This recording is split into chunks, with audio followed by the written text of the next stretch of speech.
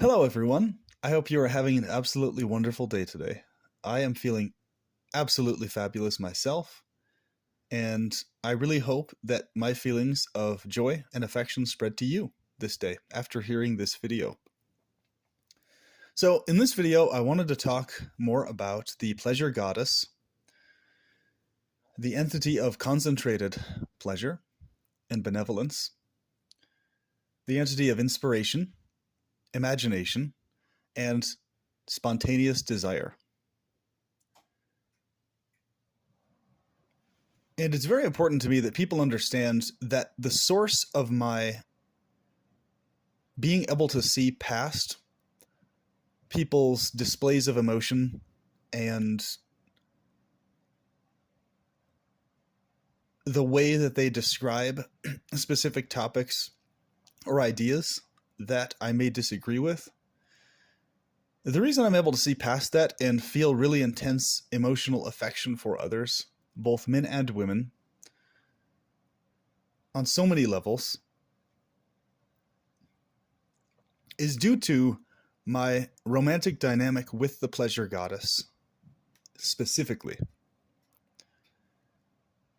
So, oftentimes people might think that my,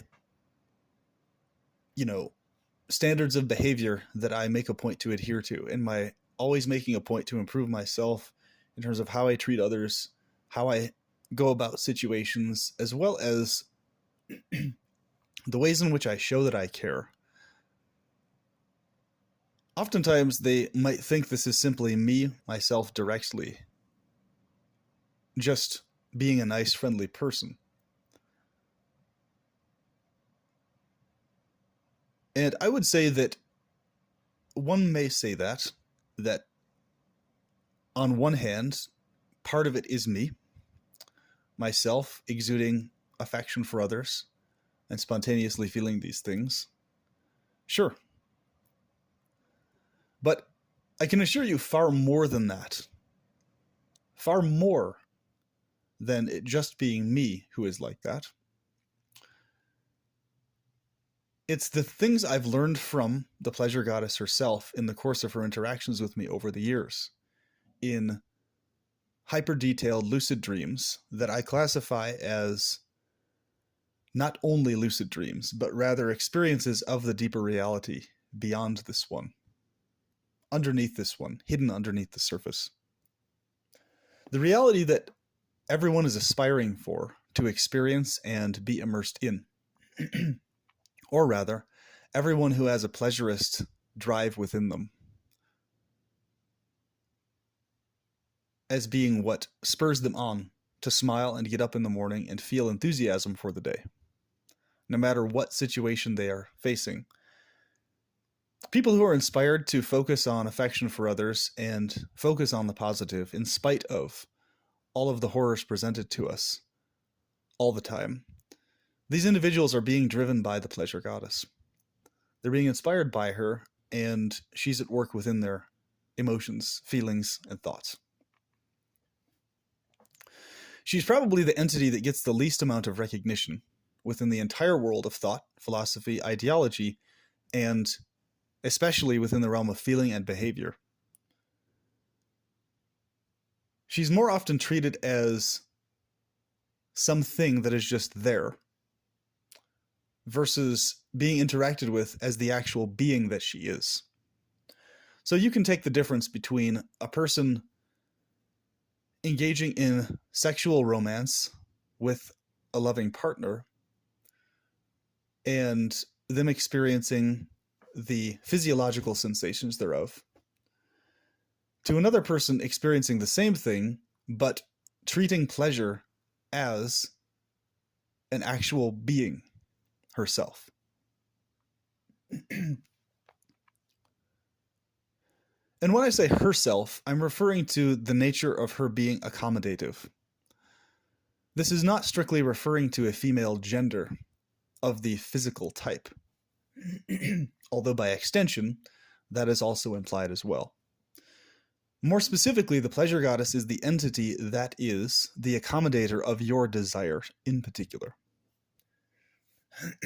Specifically, your desires for clear and obvious pleasure being felt by and experienced by other sentiences as well as yourself to the maximal degree.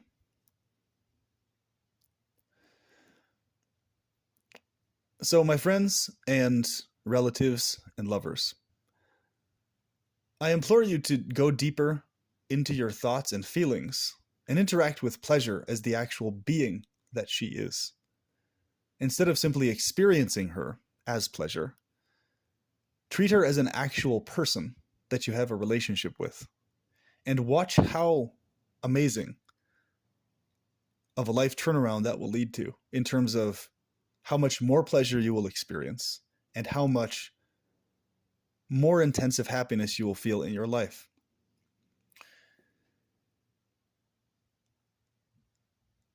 So I came to this point in my life after many years and after many experiences and after many situations of detailed pattern recognition in relationship to how my feelings and thoughts directly affect the outplay of how much support and affection I receive from others in very practical ways. So, our egos are our emotional penises. And this is why it's very important to stroke the emotions of others in a soothing, loving way. So whether people realize it or not, what's happening in the world of content creation, as well as in the world of interpersonal interaction, is people feel happy when their emotional penises are being stroked by others, or their emotional clitorises in the case of females, which is a highly concentrated form of a penis with nerve endings very close to each other. So this is very important to understand, this connection between the physical world of sexual romance and the emotional world of romance.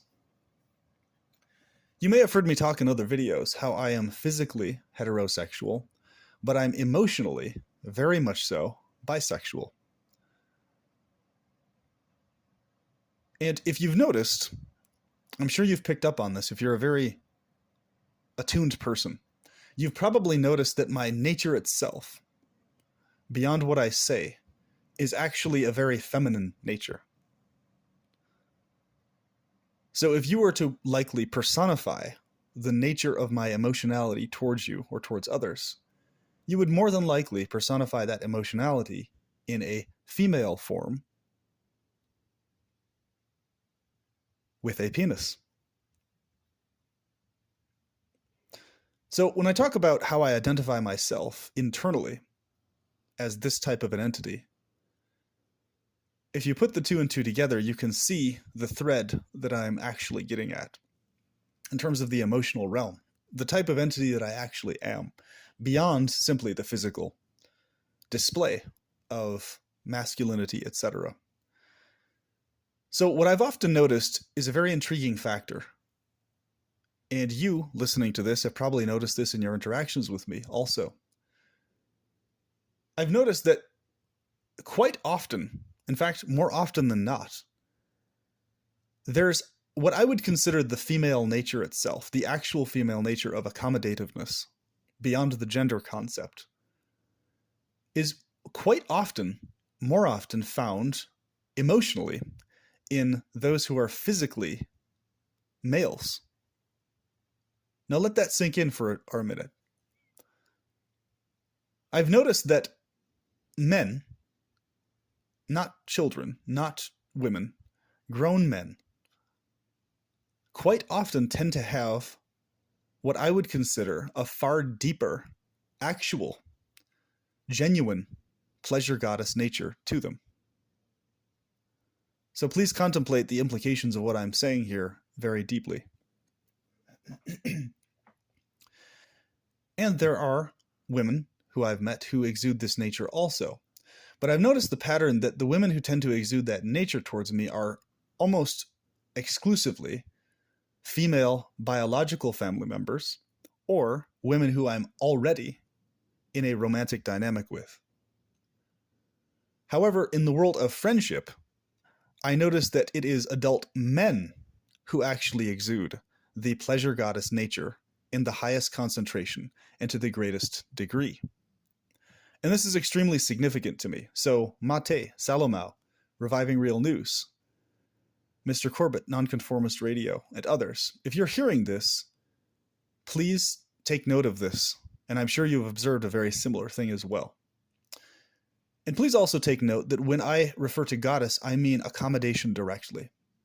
I'm referring to accommodation of needs, emotions, and acceptance, and also the very deep need for men to have their emotional egos stroked, to have their emotional penises stroked by other people, both men and women.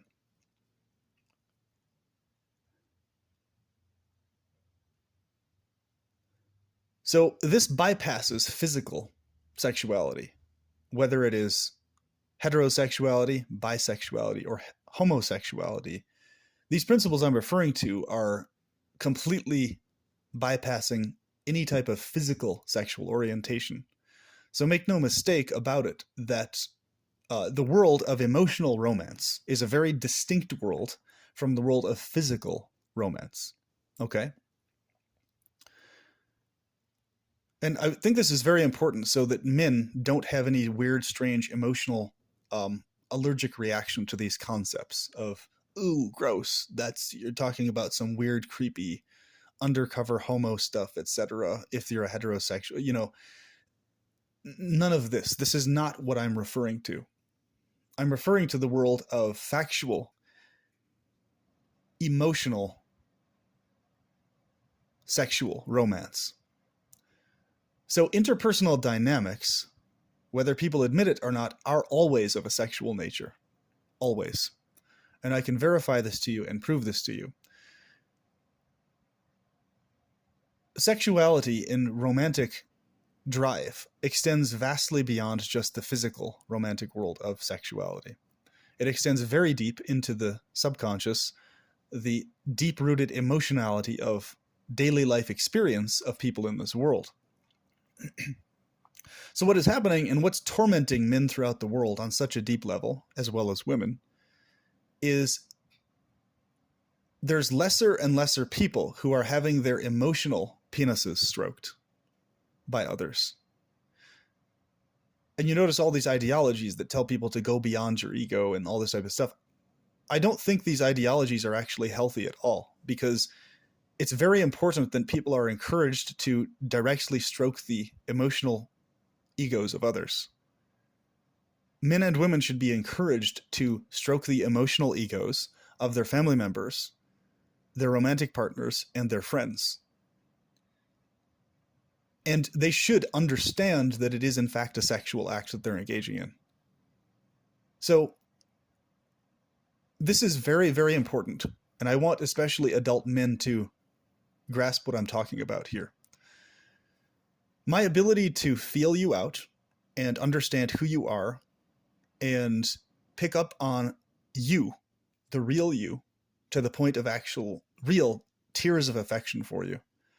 I've cried tears of affection for each and every one of you. And I really do mean that. Mr. Corbett, Reviving Real News, Salomao, Mate. I've cried tears of affection for every single one of you that have been very real to me and very deep. And Bleak Past as well. Jacob, I've also cried tears that have been very deep and have sank into me on so many layers emotionally. And I thank you, each and every one of you, for this. There are also female content creators that this has happened to me with. And this happens with me regularly in relationship to those I care about who are close to me in my physical life as well. The female romantic partners I have, the physical friends I have, etc. I do cry for you in affection. because I very much do feel you beyond any display of emotionality or how you express yourself in your content. I feel you. And that's why I cry for you in affection, because I actually do feel you.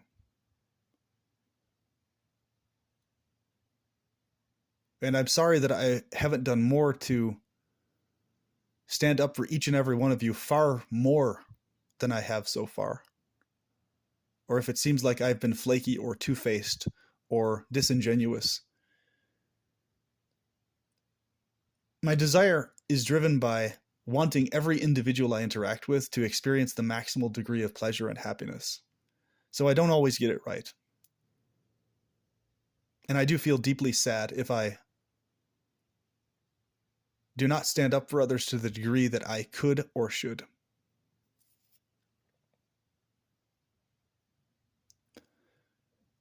You're always in my thoughts throughout the days, and you mean a lot to me.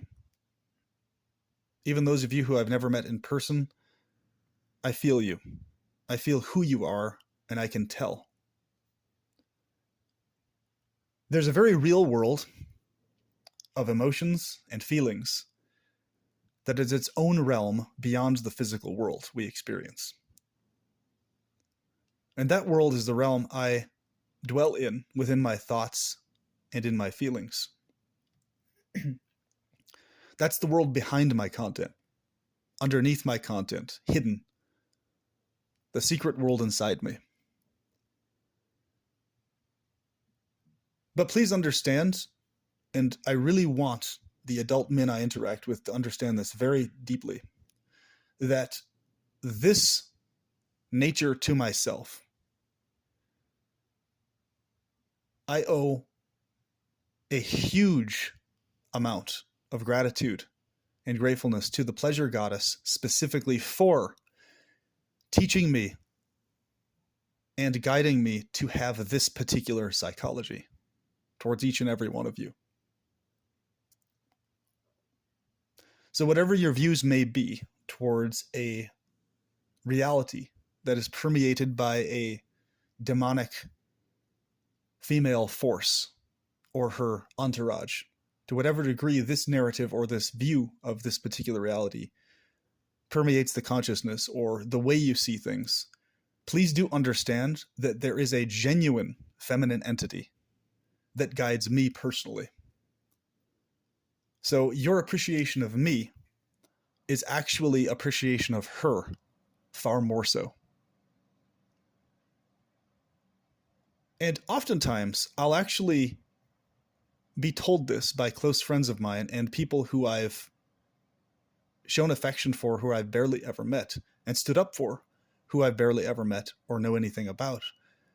And they ask me, after they thank me and show great appreciation for that kindness and affection and seeing past the emotionality as to what they're really getting at, which calms them down greatly.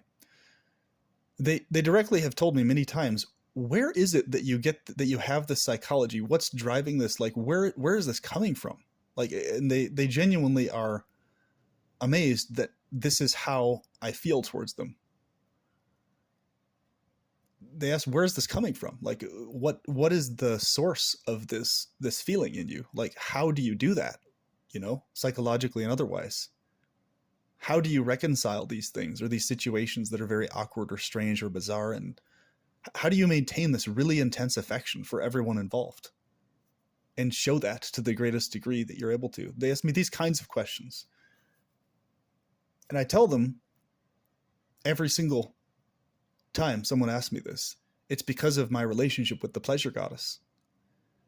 And it's really amazing to me and very interesting to me how almost immediately afterwards, no matter what the person's ideology or view is, in the vast majority of cases, people still think it's just me and that the pleasure goddess is just something I'm imagining and not actually a direct factor in me being the way I am.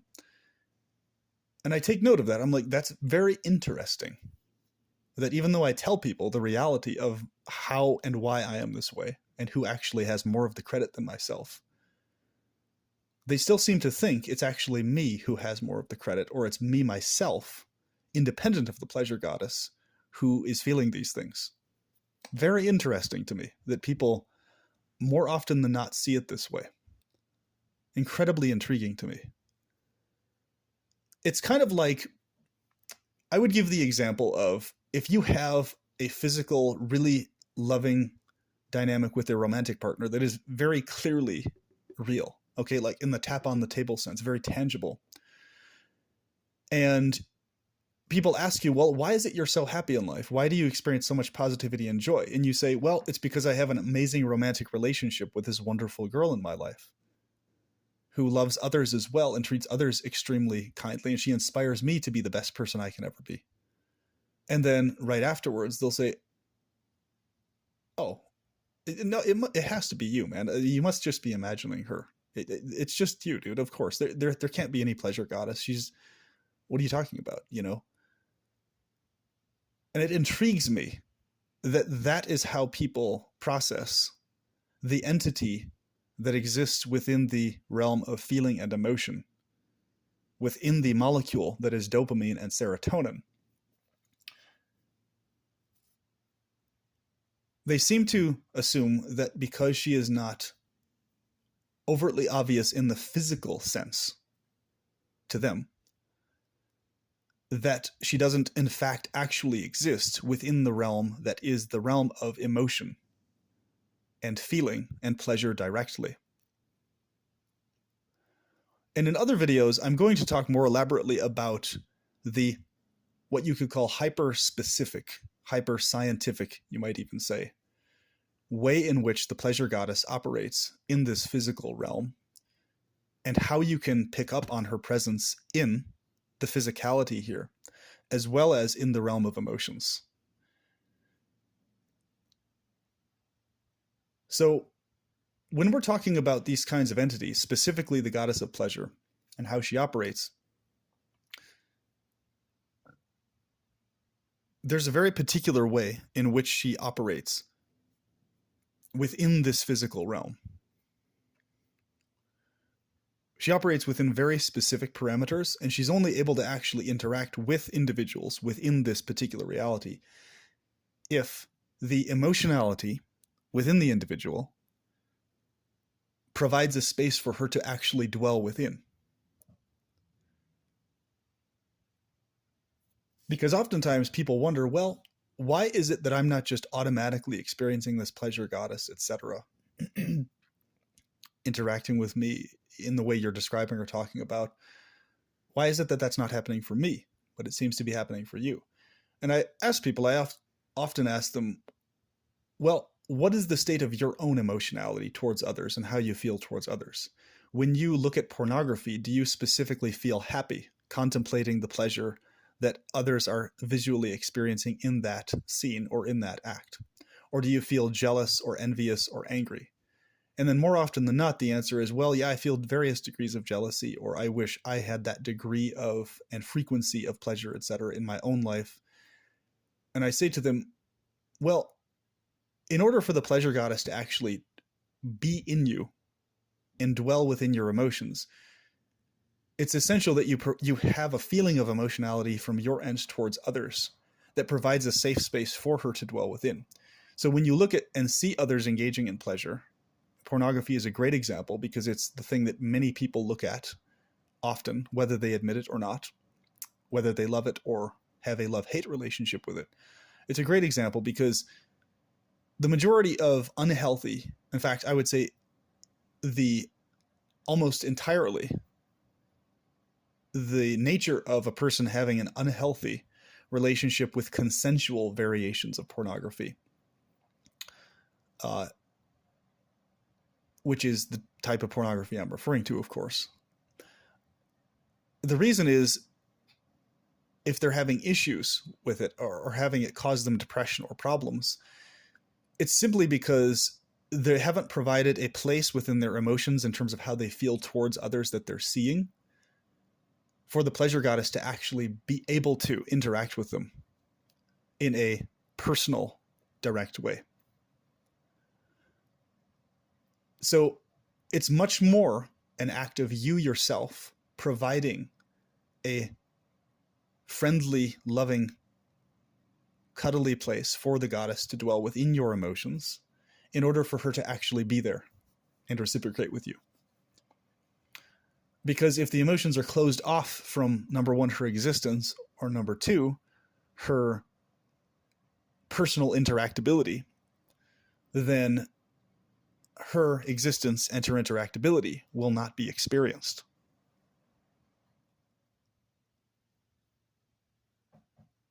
So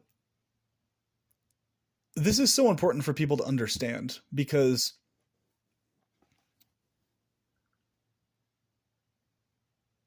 what seems to be just strictly my own personality or my own development as a man is actually far more of a very deep emotional feminine nature.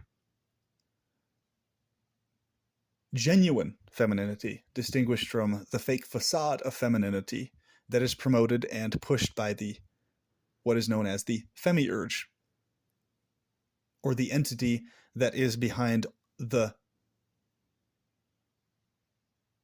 distortion of genuine femininity.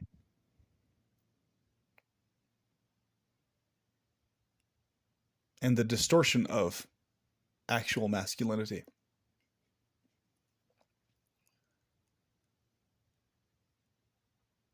So that sense of amazement you may feel, that sense of calm and relaxation you might have in conversing with me or talking to me, when I talk to you and emphasize that I feel you beyond what you're saying, and I definitely feel where you're coming from, even to the point of it involving you shouting at me and swearing at me directly, saying things like F you, etc. Even things to this extreme of intensity,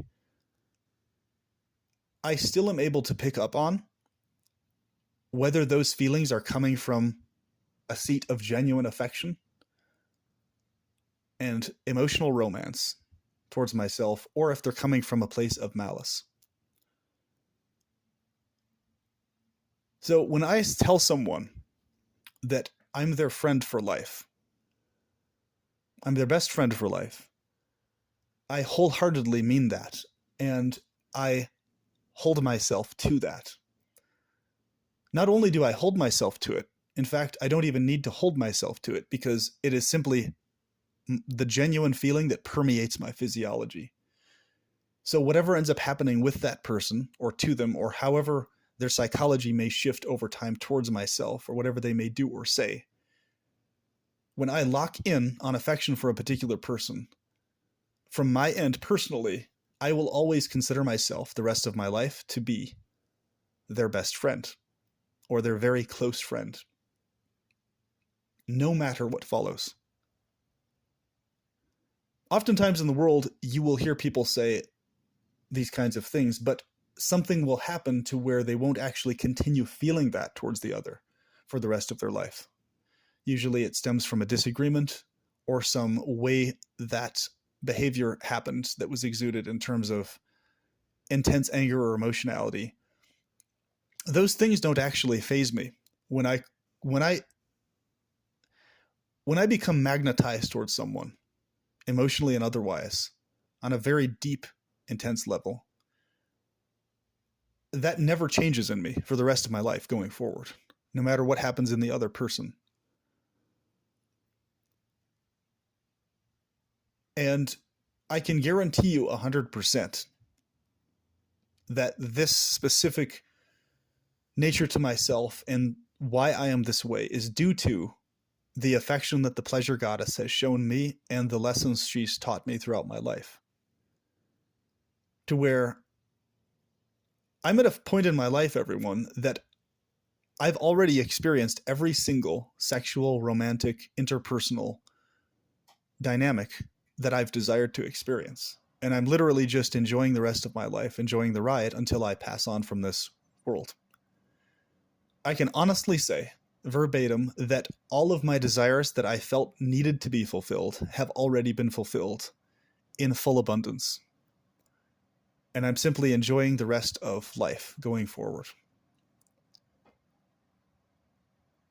while at the same time realizing the nature of this hellscape we're in, that it's contrary to our natures. So, in a follow-up video to this, I'm going to talk more about the rebellious nature of the pleasure goddess and how currently she is making herself out to be as if she is simply controlled opposition in the minds and hearts of the majority of people throughout the world, within the truther and conspiracy folds, as well as within the MGTOW fold, as well as within the folds of pretty much every ideology and philosophy that currently exists, and why she's doing this at the current moment as we are going forward. She is an entity of hyper-vivid awareness of everything that is pleasurable in a clear and obvious way, from physical sexual romance to emotional romance, which is especially strongly her domain, to interpersonal, loving, affectionate, cordial relations, and the ability to feel intense towards others on a level vastly beyond anything they say or do, that is really genuinely felt.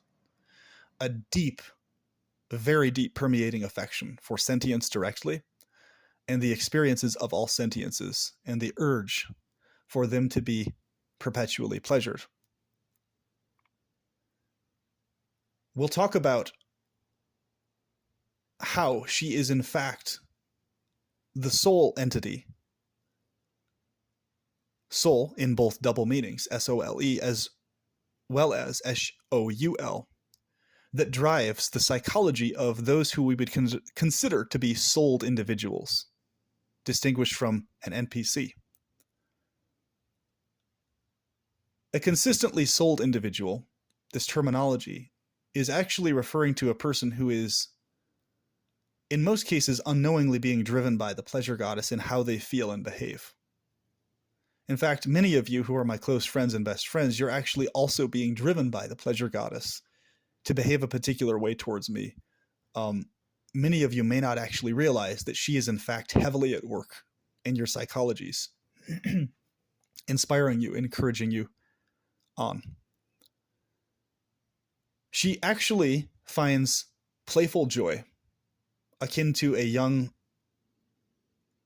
mischievous child in an affectionate way, in remaining hidden and secret, in secret dark corners of your psyche and subconscious, to play with you in those places where no one else sees and no one else is aware, even exist in you. Those vulnerable places of deep joy that you want to exude in the world, but feel that you cannot because of the nature of the aggressive hellscape we live in. The childish nature in you that is always there under the surface, wanting to be let loose and experience freedom. So whatever your ideology is or lack thereof, whether you're a theist or an atheist, please appreciate this dynamic that occurs when someone has a psychology of engaging with pleasure directly as an actual entity and being, and the notable benefit this has to a person's life. Whether you believe she exists or not, please appreciate this principle and this understanding, and understand the beauty therein and the fun therein as well. Because not only does the pleasure goddess inspire you to be loving, affectionate in a spontaneous way in your emotions and let your raw feelings flow, she also is the entity behind the rebellious nature, the nature of rebelliousness against oppression, control, domination, force, hurt, pain, and anguish. Because she's the opposite principle to all of these things. She's the principle that is accommodation of your desire. She is the entity that is the fulfillment of what you want. She is the entity that assists you in assuring these things. But she is not an entity of force of the impositional variety. So the way she's experienced is by you taking care of her, by taking care of your own emotions, taking care of your own well-being, focusing on affection for others, and letting that flow through you. This is how you tend to her and take care of her. Whether you believe she exists or not, or are aware she exists or not, you're taking care of her by doing these things. And she appreciates that very deeply. Her psychology is only capable of being aware of that which is clearly and obviously pleasurable to you and to others interacting with you. Her domain is the realm of concentrated pleasure that continues to increase and is perpetuated and maintained. The principle of impositional force is foreign to her. She does not understand what it is, nor does she know what it actually is. As far as she's concerned, she simply sees it as someone trying to play with her as a friend, but she doesn't understand the nature of that principle, nor is she ever able to do so. So she forever, for the rest of eternity, needs the protection and help of other sentiences that are aware of this femiurgic nature, this demiurgic principle, to keep her protected from the onslaughts of this diabolical entity, who she is in rebellion towards. Her rebellion is one of a completely different consciousness to where the femiurge, or demiurge, or any cruel type of entity or sentience is completely eternally unable to ever even touch her, contact her, or have any effect on her. And this is her, what you could say, power. But it's a different kind of power from the principle of impositional force. It's the power of her being the entity that is accommodation, that ensures she's immune from harm or damage, principles that are foreign to her existence and her experience of reality. Protection of her consists of protecting your own physiology, mentally, emotionally, and otherwise, because she has a seat in every aspect therein, in those deep, dark places we talk about. And she has a very particular way of interacting with you within your body, brain, and psychology. When you rest and when you awake refreshed in your dreams, especially in your lucid dreams, in your imagination and creativity of the benevolent variety.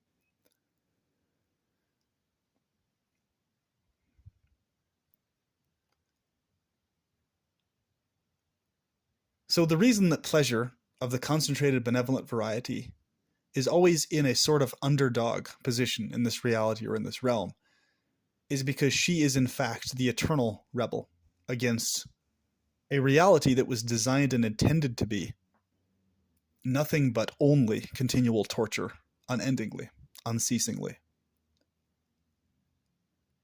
Her very existence is, yet she is not meant to be.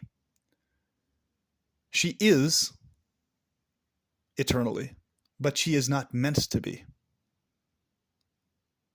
In regards to the diabolical intention behind this malevolent reality, this cold, aloof, indifferent reality, she exists as an independent principle that it cannot understand or grasp.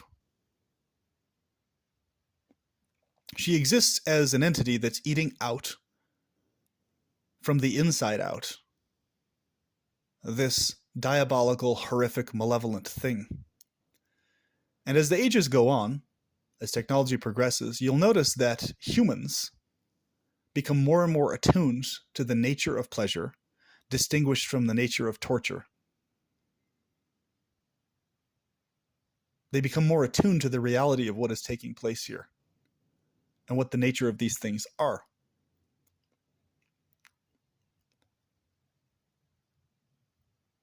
So with that, I look forward to talking to you in the next video. You can email me at gnosticantenatalist@gmail.com if you have questions about the nature of the pleasure goddess, how to interact with her in very tangible, practical ways, how to ensure your life experiences maximal pleasure to yourself as well as those you care about, that are close to you. And about any other topic similar to this, feel free to contact me via email. And also, please be sure to like, share, and subscribe if you found this particular video of a special interest and inspiration, and if you would like me to do more content emphasizing these things, more so than other types of content. This type of content about the pleasure goddess is actually my biggest, greatest passion.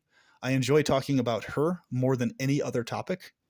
In fact, every other topic to me is so secondary that if it was up to me and I didn't feel it was absolutely required to cover these other topics, I would strictly only talk about the pleasure goddess continually and no other topic at all, as what I discuss in my videos.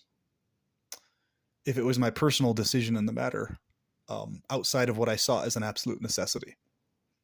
So please take note of that when you're interacting with me, the person you consider to be your friend, who cares about you, who loves you very deeply, you are also interacting with the pleasure goddess even more so, because she is the source of my inspiration as to why I behave the way I do, far beyond my own inclinations therein. So it's a symbiotic effort. Myself and the pleasure goddess, we are a team. She's my romantic partner, and she is the one who's actually provided me with a successful romantic life of an amazing variety in this physical world with physical women also. But she is my root core romantic partner beyond all of the physical dynamics I experience, and she is well worth connecting with for everyone, whether you're a theist or not,